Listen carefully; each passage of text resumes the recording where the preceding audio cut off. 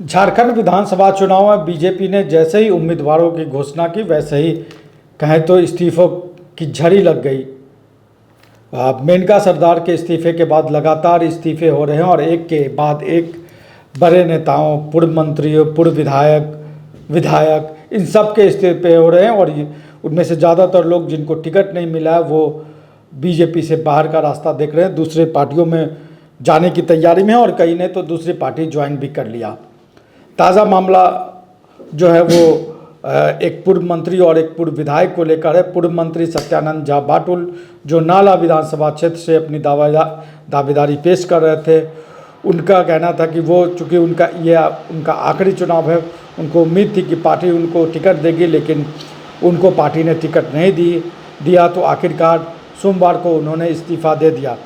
संघ से लेकर भाजपा तक पार्टी छोड़ रहे हैं। स्थिति विचित्र स्थिति आ गई, विचित्र स्थिति आ गई। पार्टी में मान सम्मान तक नहीं है और पार्टी में मान सम्मान जहाँ नहीं है तो वहाँ रहना उचित नहीं है। जहाँ अपमान महसूस किया जाए वहाँ मुझे रहना नीचे, ऐसा मैंने निश्चय किया। आपको कैसे लगता है कि अपमानित किया गया? क्या हुआ आपके साथ? अभी टिकट बंटवारा हुआ, मेरे यहाँ माधव महतो जी को टिकट दे दिया गया, ठीक है, लेकिन कोई प्रदेश की ओर से, जिला अध्यक्ष की ओर से किसी तरह का कोई एक बार संवाद भी नहीं किया हो गया, ये बात नहीं किया।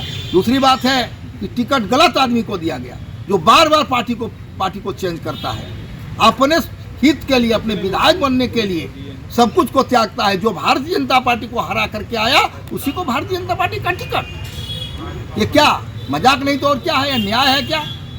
6 साल के निष्कासित किया जाता है उसको, फिर उसको 4.5 में वापस किया जाता है और बुला करके टिकट दिया जाता है। ये कौन सा जादू है? चाहे हम जो ये राजतंत्र है क्या? ये राजतंत्र जो भारतीय जनता पार्टी का प्रदेश स्तर पर, ये राजतंत्र का मैं विरोध करता हूँ। अगला कदम होगा, मैं पब्लिक जनता की सेवा करूँगा और जनसेवा में पूरा जीवन में मेरा समर्पित है। और कार्यकर्ताओं ने हमें कहा है कि आप चुनाव लड़िए, तो मैं चुनाव लड़ूंगा और किस में लड़ूंगा, किस दल से लड़ूंगा कि इसका फैसला 1-2 दिन में करेंगे। इसके साथ ही गुमला के विशुनपुर विधानसभा क्षेत्र से विधायक रहे रमेश उरांव ने भी इस्तीफा दे दिया। तो आज सोमवार को 2 बड़े इस्तीफे हुए, एक पूर्व मंत्री और एक पूर्व विधायक का। इससे पहले जब भी शनिवार को बीजेपी ने जैसे ही उम्मीदवारी की घोषणा की वैसे ही पोटका से विधायक रही मेनका सरदार ने इस्तीफा दे दिया। उसके बाद सरायकेला सीट से टिकट के बड़े दावेदार माने जाने वाले जो है वो गणेश महली और एक गणेश महली के अलावा बास्को बेसरा, इन दोनों ने बीजेपी से इस्तीफा दे दिया। बास्को बेसरा ने तो रविवार को मुख्यमंत्री हेमंत सोरेन से मुलाकात की और झारखंड मुक्ति मोर्चा का दामन भी थाम लिया। तो बीजेपी में लगातार इस्तीफों का दौर जारी है, एक के बाद एक इस्तीफे हो रहे हैं। वहीं दूसरी ओर कई ऐसे नेता हैं, पूर्व मंत्री हैं, विधायक हैं पूर्व, जो बागी रुख जिन्होंने इख्तियार कर लिया है। बीजेपी के 2 और पूर्व मंत्री लुइस मरांडी और राज परिवार, ये दोनों एक तरीके से कह रहे हैं कि इन दोनों ने ही बागी रुख अख्तियार किया है। लुइस मरांडी के बारे में ये कहा जा रहा है कि वो सोमवार शाम तक या रात तक झारखंड मुक्ति मोर्चा में शामिल हो सकती हैं। बीजेपी से इस्तीफा देके बीजेपी ने उनका दुमका सीट पर टिकट काट दिया। 2014 में लुइस मरांडी ने मुख्यमंत्री जो अभी के मुख्यमंत्री हेमंत सोरेन, उनको विधानसभा चुनाव में दुमका सीट पर हराया था, शिकस्त दी थी। वहीं दूसरी ओर लुइस मरांडी के साथ जो पूर्व मंत्री हैं राज परिवार, उन्होंने भी एक तरीके से कहा जाए तो उन्होंने भी बागी रुख अख्तियार कर लिया है, वो भी बीजेपी छोड़ने की तैयारी में चल रहे हैं। रविवार को उन्होंने अपने सोशल मीडिया अकाउंट से बीजेपी का जो नाम है वो हटा दिया, प्रोफाइल चेंज कर दिया और उनके बारे में भी कहा जा रहा है कि वो मधुपुर सीट से विधानसभा का चुनाव निर्दलीय उम्मीदवार के रूप में लड़ सकते हैं। राज परिवार मधुपुर या जरमुंडी सीट से विधानसभा का टिकट चाहते थे, लेकिन उनको नहीं दिया गया। कहा यह जाता है कि उनको टिकट नहीं देने की एक बड़ी वजह निशिकांत दुबे से उनके खराब रिश्ते को बताया जा रहा है, क्योंकि निशिकांत दुबे के करीबी गंगा प्रसाद को मधुपुर से उम्मीदवार बीजेपी ने बनाया है।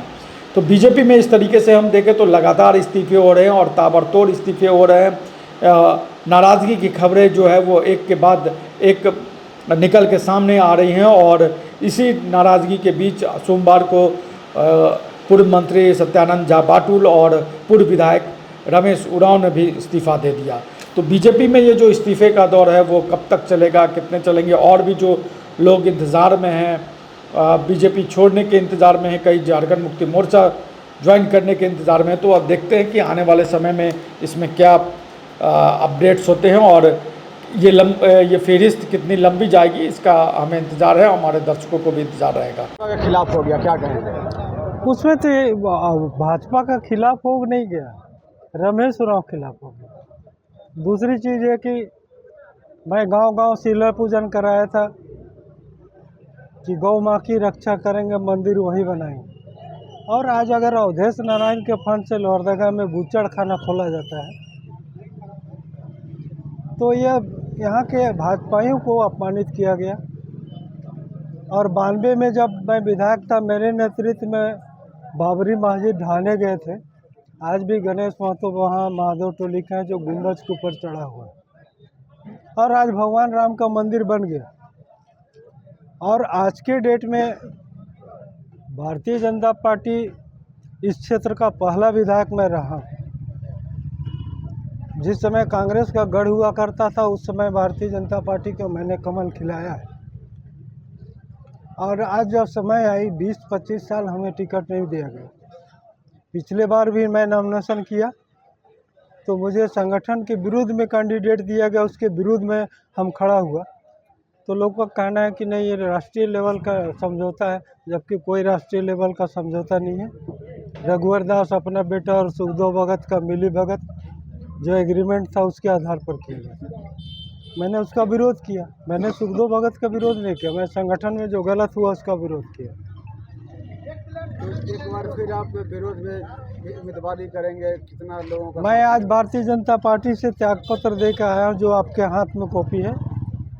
मैं कल नामांकन पत्र लूँगा और नामांकन बिशुनपुर और लोहरदगा दोनों जिला में नामांकन करूँगा, दोनों विधानसभा में, और दोनों विधानसभा में चुनाव लड़ूंगा। भैया भाजपा में 24 साल का लंबा सफर रहा। भाजपा में 1986 से आज 2024 से मेरा लंबा सफर रहा। तो आपने इस्तीफा दे दिया है, हमारे क्या करेंगे? क्यों पार्टी से, क्या पार्टी से पार्टी आज नरेंद्र मोदी की बात सुनने के लिए संगठन हर बूथ में 1000 देती है, परंतु बूथ के अध्यक्ष और मेरे जैसे कार्यकर्ताओं की भावनाओं को कोई कदर नहीं। तो मैं आपकी बात सुनूं और मेरी बात कोई संगठन नहीं सुने, ये कहाँ का न्याय है?